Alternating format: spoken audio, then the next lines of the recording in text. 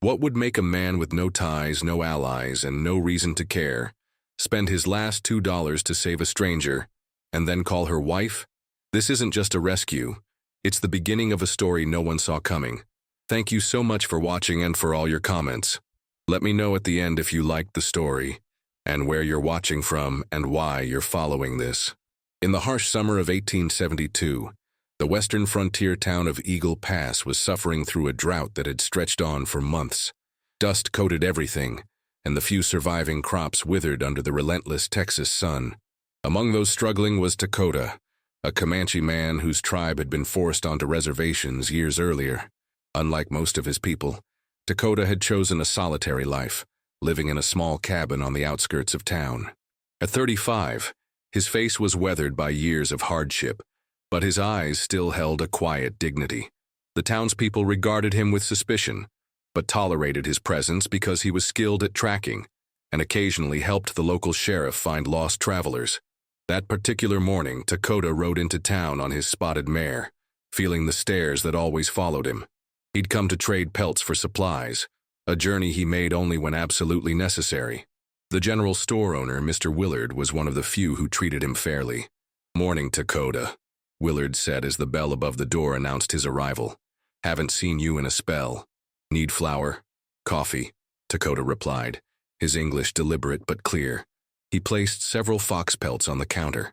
Willard examined them. "Fine work as always. These will fetch you what you need and then some." As they concluded their business, the door burst open and Sheriff Dawson entered, his face grim beneath his bushy mustache. "Takoda, just the man I was hoping to find," the sheriff said. "There's a situation that requires your skills." Takoda raised an eyebrow but remained silent. Stage was ambushed about 10 miles east. Driver killed, but the passengers escaped. Said it was the Harmon gang. The sheriff wiped sweat from his brow. "They took a young woman hostage. I'm organizing a posse, but we need someone who can track them." Takoda frowned. "Harmon gang. Bad men. The worst," Sheriff Dawson agreed. "They've been terrorizing these parts for months.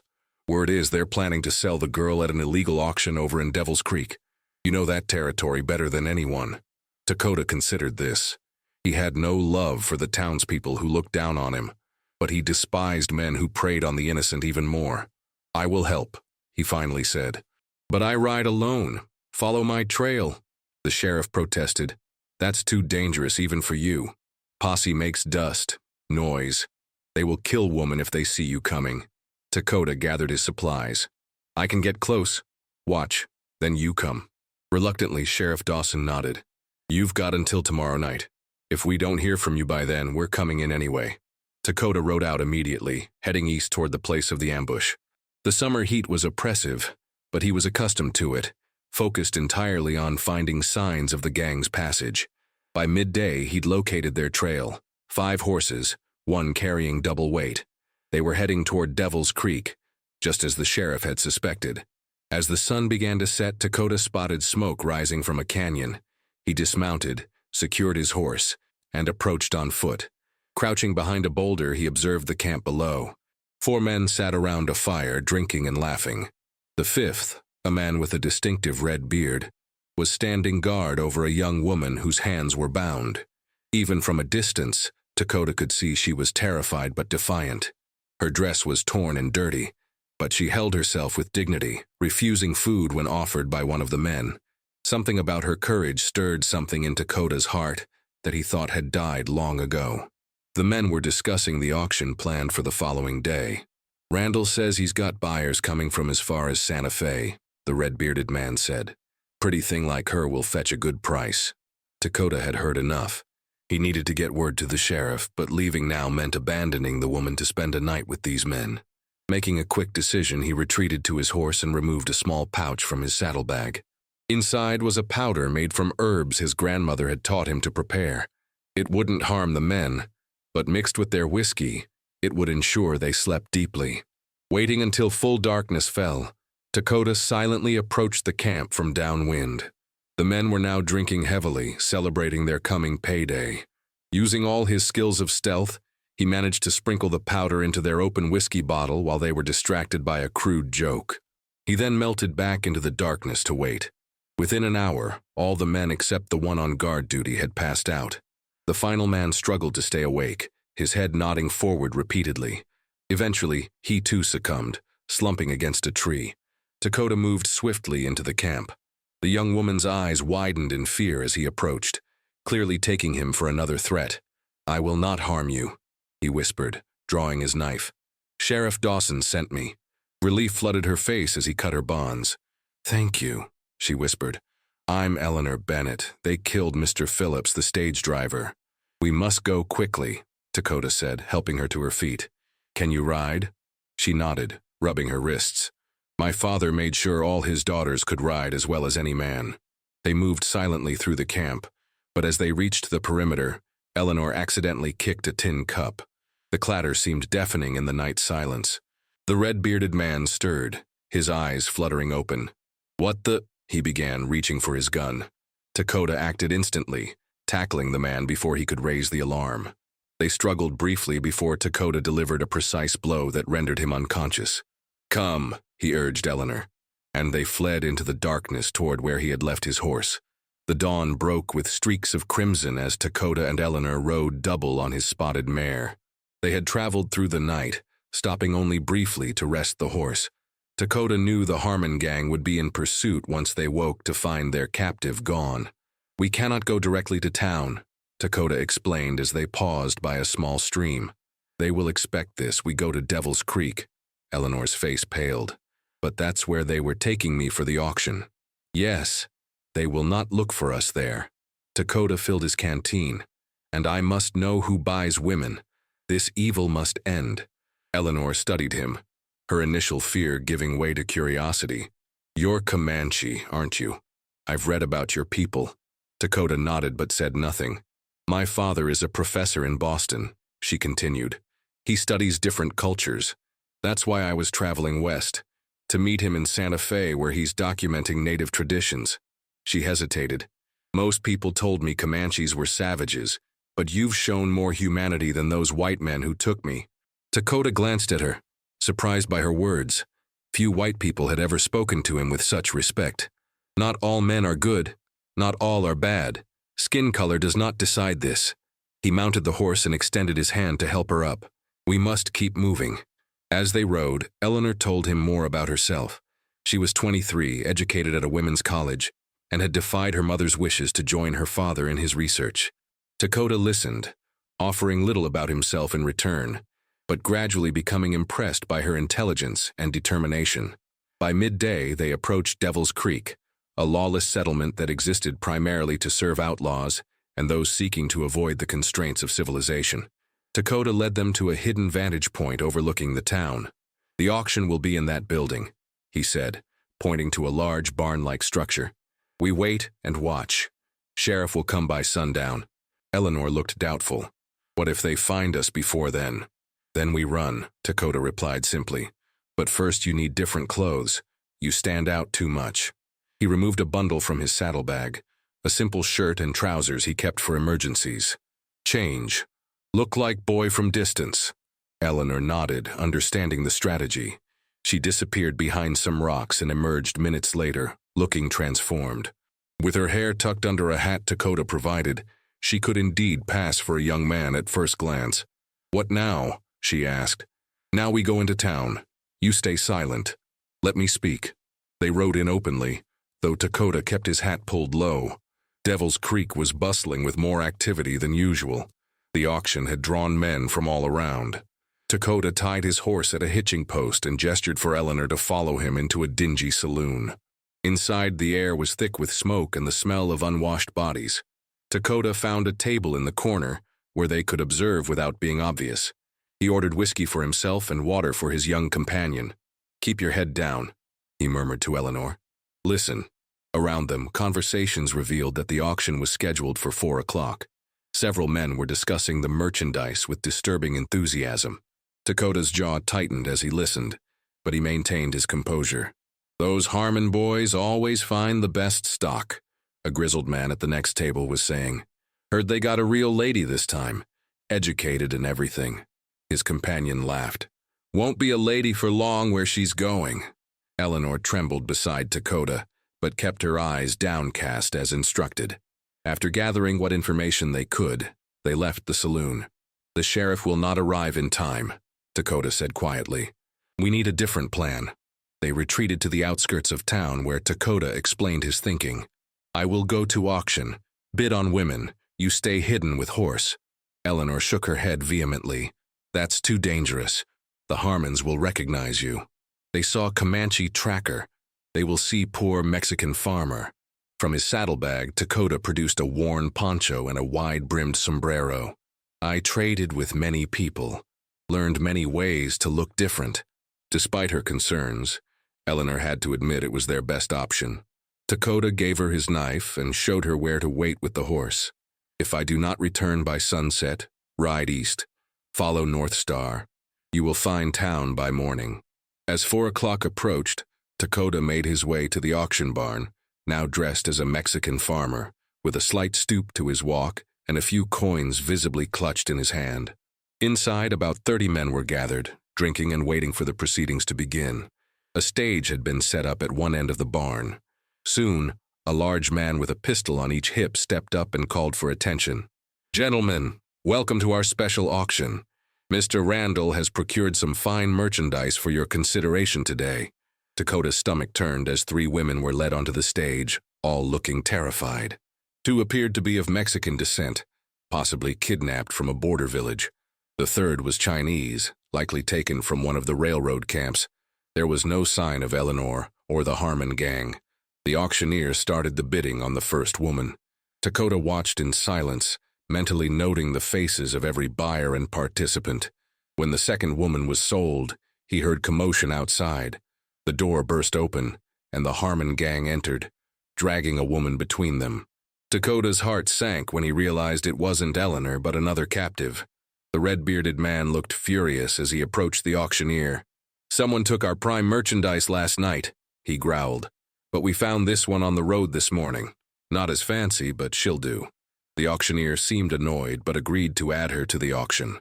Takoda relaxed slightly, realizing the gang hadn't connected him to Eleanor's rescue. They must have assumed it was a rival gang stealing their prize. The auction continued, and Takoda forced himself to participate, winning the bid on the Chinese woman for the meager sum of $2.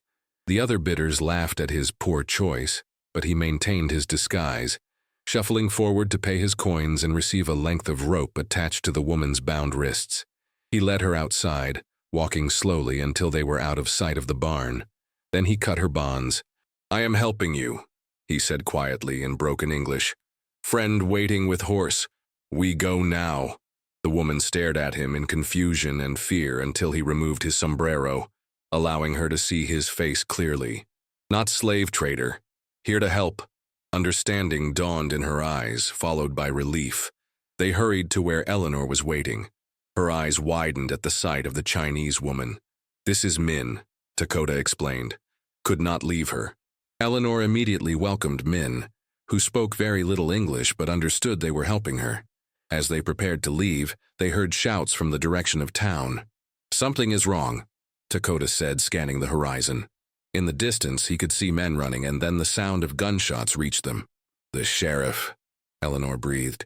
"He must have arrived." "We go now," Takoda decided. "Too dangerous here." Chaos erupted in Devil's Creek as Sheriff Dawson's posse swept through the town.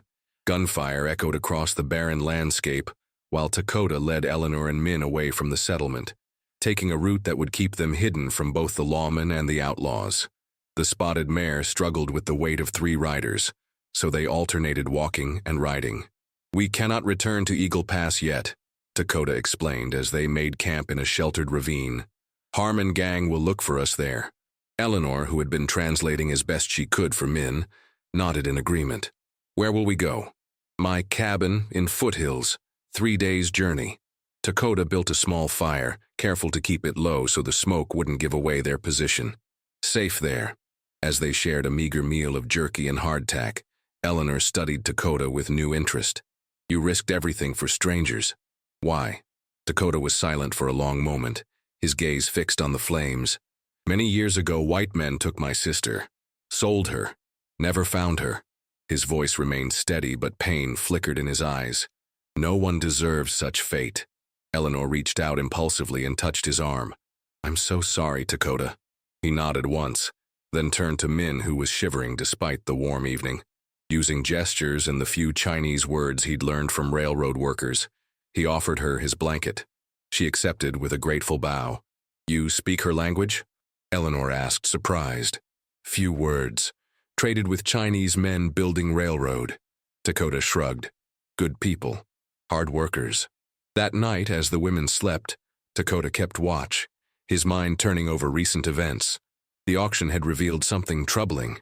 It wasn't just the work of a few outlaws, but a larger operation, with connections that likely extended into respectable society. The well-dressed man who had overseen the auction hadn't looked like a typical frontier criminal. At dawn, they continued their journey, making slow but steady progress toward the foothills. Eleanor proved to be a capable rider and helped Min, who had never been on a horse before coming to America. During their rest periods, Eleanor began teaching Min basic English words, and Takoda found himself drawn into their impromptu lessons. On the second day, as they crossed a dry riverbed, Takoda spotted dust on the horizon. "Riders coming. Hide." They quickly led the horse into a thicket of scrub oak and crouched down. Within minutes, 5 riders appeared, moving fast. Takoda recognized the red-bearded man and another member of the Harmon gang. They had escaped the sheriff's raid and were heading in the direction of Eagle Pass. "They look for us," Takoda whispered. "Think we went to town." Once the riders had passed, they continued on, now moving with even greater caution. That night, as they camped in the shelter of a rock outcropping, Min approached Takoda with her hands clasped before her. "Thank you," she said carefully, one of the new words Eleanor had taught her. "Save Min." Takoda nodded solemnly. Through Eleanor's translation and a combination of gestures, Min explained that she had been brought to America to work on the railroad as a cook for Chinese laborers. The Harmon gang had raided their camp, killing several men and taking her to sell. "She has a family waiting for her," Eleanor explained. "A husband and son working on the railroad near Santa Fe." Takoda considered this new information. "After safe at cabin, I take her to Santa Fe." Eleanor's expression fell slightly. "Oh, I assumed we would all go to Eagle Pass." "Too dangerous now," Takoda replied. "Harmon gang knows your face. Know you saw auction, will hunt you." The reality of her situation seemed to hit Eleanor fully for the first time. "But my father is expecting me in Santa Fe. I can't just disappear." "We go to Santa Fe then," Takoda said after a moment. "All together, safer." Relief washed over Eleanor's face. "Thank you, Takoda." The following afternoon, they finally reached Takoda's cabin. It was a simple structure nestled against a hillside, partially hidden by pine trees. A small corral held 2 more horses, and a garden plot, though suffering from the drought, showed signs of careful tending. "It's lovely," Eleanor said sincerely as they dismounted. Takoda looked at her skeptically, aware that his humble dwelling would seem primitive to someone from Boston. But she appeared genuinely appreciative as she helped Min inside while he tended to the horses. The cabin's interior was spare but clean, with a stone fireplace, a table with 2 chairs, and a bed in the corner. Furs and blankets were neatly stacked for additional bedding. Bundles of herbs hung from the rafters, and a few books sat on a crude shelf, surprising Eleanor. "You read?" she asked, then immediately flushed at how the question sounded. "Mission school. Young boy," Takoda replied without offense. Before reservation, he prepared a meal of dried venison stew while Eleanor created comfortable sleeping pallets for herself and Min. As they ate, Takoda explained his plan. Rest 2 days, then journey to Santa Fe. 7 days ride. He looked at Min. "Find your family," Eleanor translated, and Min's eyes filled with tears of gratitude. The next morning, while checking his snares, Takoda discovered tracks near the stream, boot prints that didn't belong to his small group. Someone had been watching the cabin. He followed the trail until it disappeared on rocky ground, suggesting an experienced tracker who knew how to hide his passage. Returning to the cabin, he found Eleanor teaching Min how to grind coffee beans. The simple domesticity of the scene stirred something in him. His home had never held such warmth before. "We leave tomorrow," he announced. "Not safe here." Eleanor looked up, alarmed. "What happened?" "Someone watching. Maybe Harmon gang found trail." He began gathering supplies. Need to go before dark. They worked quickly to prepare for departure, loading the horses with essentials. As sunset approached, Takoda suddenly stiffened, his hand moving to his rifle. "Someone comes," he whispered. They doused the fire and moved to defensive positions. Takoda at the window with his rifle, Eleanor and Min in the corner with his spare pistol. The sound of approaching hoofbeats grew louder, then stopped. A voice called out, "Takoda, it's Sheriff Dawson, don't shoot." Takoda motioned for the women to stay hidden as he cracked the door open, rifle ready. The sheriff stood in the clearing, alone and with his hands visible. "How did you find me?" Takoda demanded. "Followed the Harmon gang who were following you," Dawson replied grimly. "They're not far behind me. We need to move quickly." Takoda let him in, and the sheriff's eyes widened at the sight of the two women. "Miss Bennett, thank God you're safe. And who's this?" "This is Min," Eleanor explained. "Takoda rescued her from the auction too." The sheriff nodded respectfully to both women, then turned to Takoda. "3 of the Harmon gang escaped our raid. They're determined to find you all. Seems you've become a personal matter for them, especially after you embarrassed them at the auction." "How many men follow you?" Takoda asked. "None. I rode ahead when I realized where they were heading." The sheriff looked apologetic. "My posse is a day behind, dealing with the prisoners from the raid." Takoda considered their options. "Too dark to leave now. We defend cabin tonight. Leave at first light." The sheriff agreed, and they prepared for a potential attack, barricading windows and positioning themselves strategically. As night fell, tension filled the small cabin. Eleanor sat beside Takoda at the window, her shoulder barely touching his. "I never properly thanked you," she said softly. "You saved more than my life." Takoda glanced at her, seeing something in her eyes that both attracted and frightened him. "You would do same for others," he replied. "You have good heart." "As do you," she whispered, "despite all the reasons the world has given you not to." The night passed in tense silence, but no attack came. At first light, they prepared to depart, loading the remaining supplies onto the horses. Sheriff Dawson had brought news that the Harmon gang's operation extended beyond Devil's Creek. They had connections with corrupt officials in several territories who turned a blind eye to their activities in exchange for a share of the profits. "The territory governor's gotten involved now," Dawson explained as they rode out. "What you uncovered is bigger than any of us realized." They traveled in a different direction than Takoda had originally planned, heading northwest instead of directly toward Santa Fe.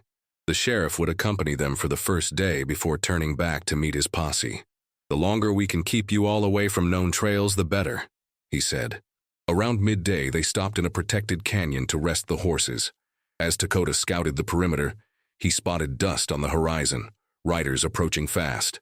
"They found us," he warned, rushing back to the others. "No time to run. Must fight." Sheriff Dawson immediately took charge, positioning them among the rocks where they would have cover. "How many did you see?" 3 riders, Harmon gang." Takoda checked his rifle. "Redbeard leads them." Eleanor, who had been helping Min fill canteens at the small spring, hurried over. "What can we do?" "Stay hidden," Takoda told her firmly. "Protect Min." She shook her head. "I can shoot, my father taught me." Before Takoda could argue, the sheriff handed her his spare revolver. 6 shots, make them count." As the riders approached, they spread out, clearly planning to surround the canyon. They hadn't spotted their quarry yet, but knew they were close. Takoda signaled to the sheriff, who nodded in understanding. They would wait until the gang was in range before revealing their presence. The minutes stretched painfully as the outlaws drew closer. Takoda could now make out Redbeard's features, twisted with determination and hate. Beside him rode a wiry man with a scar across his cheek, and the third was younger, barely more than a boy, but with cold eyes that had seen too much violence.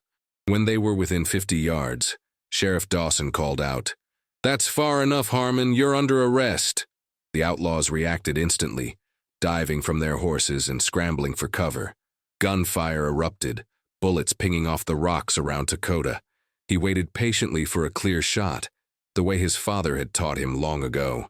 When the scarred man leaned out to fire, Takoda squeezed the trigger. The outlaw fell with a cry.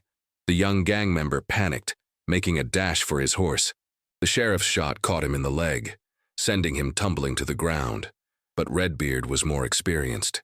He worked his way from rock to rock, getting dangerously close to their position. Suddenly, a movement caught Takoda's eye. Eleanor had left her sheltered spot and was circling around behind the remaining rocks. Before he could call out a warning, Redbeard spotted her and fired. She dropped to the ground, but Takoda couldn't tell if she'd been hit. Rage and fear propelled him forward. He abandoned his cover and charged toward Redbeard, firing as he ran. The outlaw turned to meet this new threat, but in his focus on Takoda, he failed to notice Eleanor rising from behind a boulder. Her shot caught him in the shoulder, spinning him around. Takoda closed the distance and tackled him to the ground. They struggled fiercely, Redbeard fighting with the desperation of a man who knew what awaited him if captured. He managed to pull a knife, slashing wildly at Takoda. The blade caught his arm, opening a long gash, but Takoda barely felt it. With a powerful blow, he knocked the outlaw unconscious. "Eleanor!" he called, looking around frantically. "I'm here," she answered, emerging from behind the rocks. "I'm not hurt." Relief flooded through him, so intense that he had to look away to compose himself. Sheriff Dawson approached, dragging the wounded young gang member. "That was some fighting," the sheriff said, nodding with respect to both Takoda and Eleanor. "Thought we might be done for when Redbeard got so close." With the immediate danger past, they bound the outlaws securely. The scarred man had died of his wound, but Redbeard and the young gang member would stand trial for their crimes. Sheriff Dawson decided to take them back to Eagle Pass immediately. "I can't ask you to delay your journey any longer," he told Takoda. "You've done more than enough already." Before departing, the sheriff pulled Takoda aside. "The governor will want to thank you personally for breaking up this operation. There might be a reward." Takoda shook his head.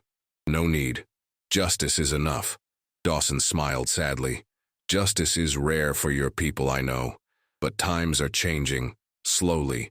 Men like you help change minds." After the sheriff left with his prisoners, Takoda, Eleanor, and Min continued their journey toward Santa Fe. The confrontation with the Harmon gang had changed something between Takoda and Eleanor. A barrier had fallen, allowing them to speak more openly as they traveled. "What will you do after we reach Santa Fe?" she asked one evening as they sat by the fire. Min was already asleep, exhausted from the day's ride. Takoda poked at the embers. "Return to cabin. Live as before." Eleanor studied him thoughtfully. "Alone?" He met her gaze. "It is my way. Has been for many years." "It doesn't have to be," she said softly. "My father would be honored to meet you. His work documenting native traditions could benefit greatly from your knowledge." Takoda considered her words. The thought of returning to his empty cabin no longer held the appeal it once did. These past days had awakened something he had long suppressed, a longing for connection, for purpose beyond mere survival.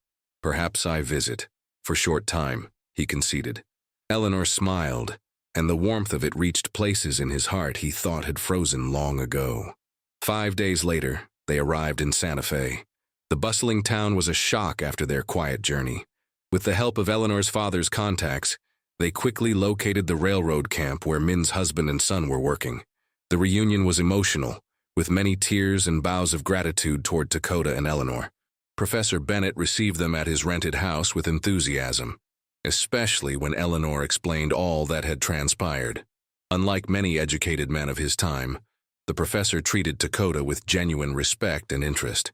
"Your knowledge of the land and traditional ways is invaluable," he told Takoda over dinner. "I've been documenting the cultural practices of various tribes, but first-hand accounts are rare and precious." Over the following weeks, Takoda found himself drawn into the professor's work. He began sharing stories and traditions that his grandmother had taught him, things he had never spoken of to outsiders. Eleanor assisted her father, taking notes and asking thoughtful questions that showed her deep respect for Takoda's heritage. Min and her family settled in Santa Fe, her husband finding better work with a merchant who valued his skills. They often visited, bringing food and friendship. For the first time in many years, Takoda felt part of a community again. As autumn approached, Professor Bennett prepared to return to Boston with his research. The night before his departure, he spoke privately with Takoda. "My daughter has decided to stay in Santa Fe," he said. "She tells me she's found purpose here, continuing our work among the native peoples." Takoda nodded, having already heard this from Eleanor herself. "She speaks very highly of you," the professor continued. And I've seen how you look at her when you think no one notices. Takoda remained silent, uncertain how to respond to such directness. The professor smiled kindly. Times are changing, Takoda. Slowly, yes, but changing nonetheless. There will always be ignorant people who judge by appearance, but there are also those of us who see beyond such limitations. That evening, Takoda walked with Eleanor through the plaza as the sun set behind the mountains. The air was cool, hinting at the coming change of seasons. "I've decided to stay," Eleanor said, though she had told him this before. "Father understands. There's important work to be done here." Takoda nodded. "Your father is wise man, sees value in all traditions. He sees value in all people," she corrected gently. "As do I." They stopped beneath a cottonwood tree, its leaves beginning to turn golden. Eleanor turned to face him, her eyes reflecting the last light of day. "I don't want to presume," she said carefully, "but I've grown to care for you, Takoda, deeply." He stood very still, feeling as though he stood at the edge of a great canyon. Behind him lay the solitary life he had known, safe in its isolation. Before him stretched an unknown path, frightening in its possibilities. "Life would not be easy," he finally said. "Many would not understand." "I've never chosen the easy path," Eleanor replied with a small smile. "And I've never much cared what others understand." Takoda reached out slowly, taking her hand in his. It was a simple gesture, but one that bridged worlds that had long been separate. "Then we walk new path," he said, "together." As they returned to town, Takoda reflected on the strange journey that had brought him here. From a solitary tracker to a man who had helped bring down a criminal organization, from a person who avoided connections to one who now embraced them. The road ahead would not be without challenges, but for the first time in many years he looked toward the future with hope, rather than resignation. In the distance, the mountains stood silhouetted against the darkening sky, ancient and enduring. Like them, Takoda would remain true to his heritage while adapting to the changing world around him, and he would no longer face that world alone.